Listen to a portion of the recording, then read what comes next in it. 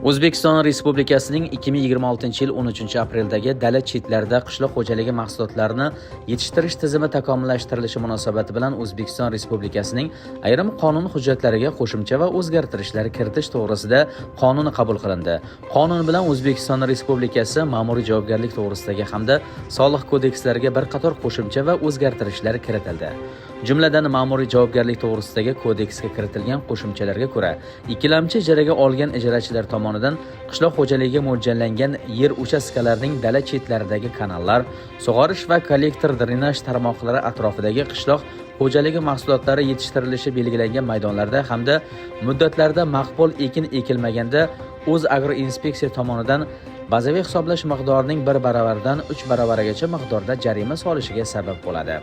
Soliq kodeksiga kiritilgan qo'shimchalarga ko'ra, o'simliklar karantini va himoyasi agentligi tomonidan dala chetlaridagi kanallar, sug'orish va kollektor drenaj tarmoqlari atrofidagi maydonlarda har yili 1-maygacha maqbul ekin ekilmagan yer uchastkasi va ularning mulkdorlari to'g'risidagi axborotni davlat soliq organlariga real vaqt rejimida elektron shaklda taqdim etilishi, soliq organlari tomonidan yer uchastkasining maqbul ekin ekilmagan qismi uchun joriy yiliga yer solig'i stavkasi 3 barobar miqdorida hisoblanishi belgilandi. Yuqorida keltirilgan qonun hujjatlariga asosan barcha hududlarda tuman hokimlarining yer egalari uchun ogohlantirish xatlari chiqarilgan bo'lib,